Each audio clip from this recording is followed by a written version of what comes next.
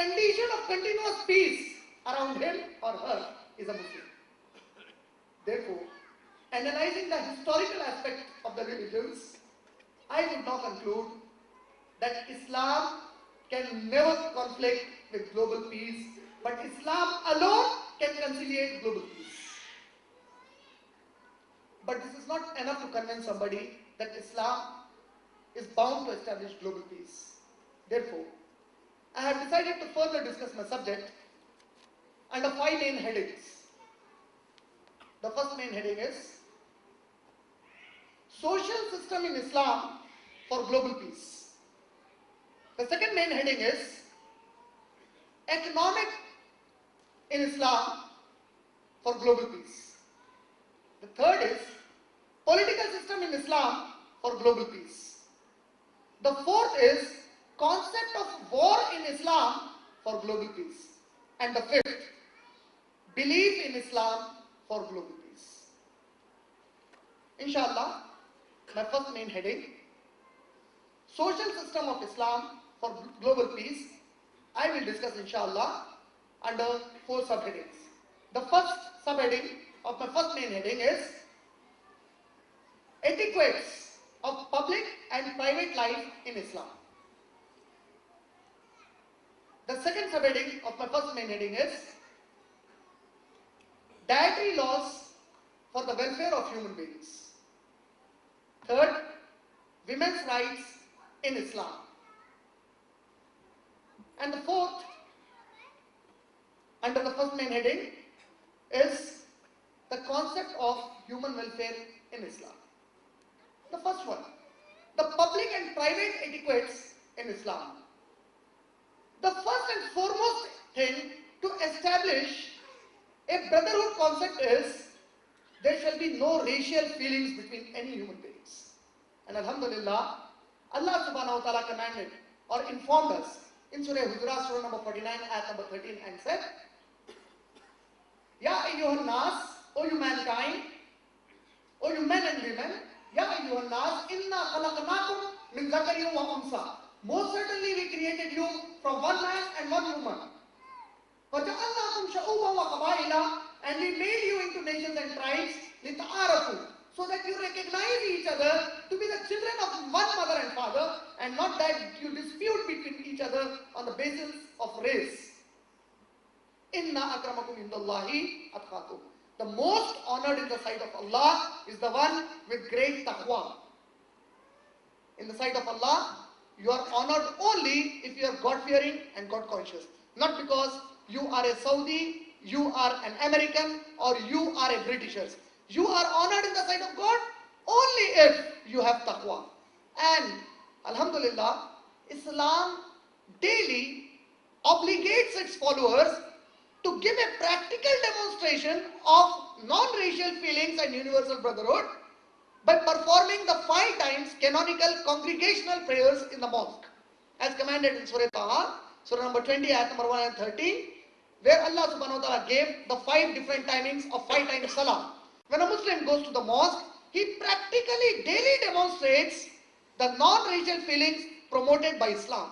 And Alhamdulillah, once in a year, Allah subhanahu wa ta'ala commands the Muslims globally to visit Kaabatullah and give a practical demonstration universally to prove to the people that Islam is an anti-racial religion. And there cannot be a better system than this to establish global peace. Allah subhanahu wa ta'ala in the glorious Quran has commanded in Surah Ma'idah, Surah number 5, ayat number 38 and 39, that chop off the hands of the thieves. Some people called it barbaric. But believe me, the people who designed and framed laws that were not barbaric and very good and would have corrected the thieves to become good people, in their region, theft is one of the great crimes that takes place of all other crimes. And the country that implements the Sharia of chopping off the hands has the least rate of thefts committed. Meaning, on a practical analysis basis, the teaching of the Quran is meant to establish global peace. Allah subhanahu wa ta'ala mentions in the glorious Quran, not to commit murder of innocent lives, as mentioned in Surah Baqarah, Surah number 2, ayat number 178 and 179, in Surah Nisa, Surah number 4, ayat number 92 and 93, as well as in Surah Bani Israel, Surah number 17, ayat number 33, where Allah subhanahu wa ta'ala says, do not kill the life that Allah has made sacred without a just reason. And in Surah Nisa, Surah number 4, ayat number 92 and 93, Allah says, a believer, a Muslim, shall never kill a Muslim except by accident. And in ayat number 93, Allah says, if any Muslim intentionally kills another Muslim, his hereafter is hell. In the hereafter, his abode is hell. And the Messenger of Allah, Prophet Muhammad sallallahu alaihi wasallam, mentioned in a Sahih Hadith, reported in Sahih Muslim, volume number 1, Hadith number 31, the beloved Prophet sallallahu alaihi wasallam said that when two Muslims fight with each other and one of them gets killed, on the day of judgment, both of them will be thrown into hellfire because both intended to harm and kill each other. I'm asking, if these commands are implemented, will it reduce the crime and increase peace, or will it increase peace? But natural, it will increase peace. Not only this, Islam gives a concept of qisas. What is qisas? Allah says in Surah Bani Israel, Surah number 17, ayat number 33, if somebody is murdered, the people who will suffer because of it is the nearest of the one who is the victim.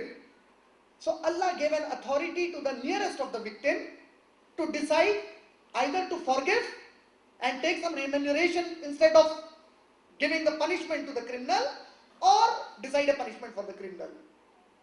I'm asking, is this not a perfect law to establish global peace? If my father or anyone else's father has been killed by somebody, as a son, my wish would be that the criminal should be punished.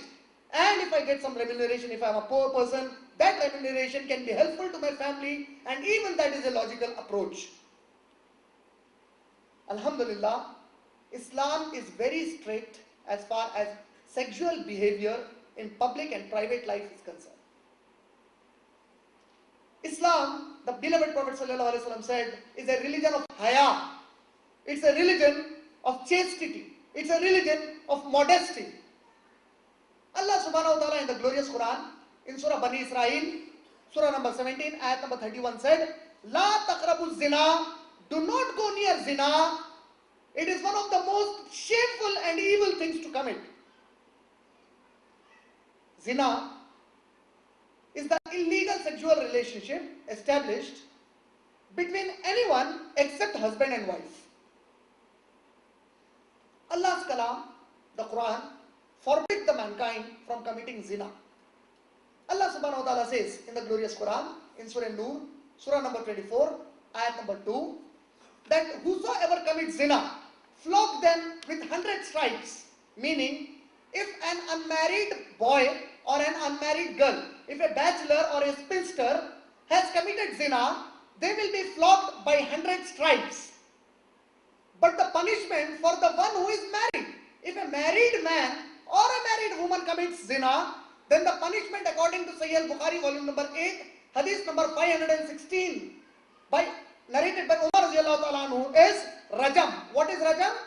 The person who is married and he commits zina shall be buried half under the ground in a public place, and the people should gather and stone him to death. This is the punishment. People call it barbaric. It's a barbaric punishment. But they don't realize that if this punishment is not implemented, then the sexual desire in the mankind, the libido of the man, will make him commit severe sins, and that will destroy the very fabric of the human society that distinguish human beings from all other animals on earth. If you observe in your daily life, if you observe the living beings that we have in our world today, you will find, except the human being, there is no other living thing that when the new baby is born, that tries to wrap the baby in a cloth and cover the baby immediately at its naked places. No other living thing except the human beings perform that act. It is only human beings, when a human baby is born, the first thing the mother or the father or the doctor would do is bring a wrap to cover the baby at his naked places. No other animal does that. In the very creation of mankind is haya. and when somebody does not follow it, the problems come.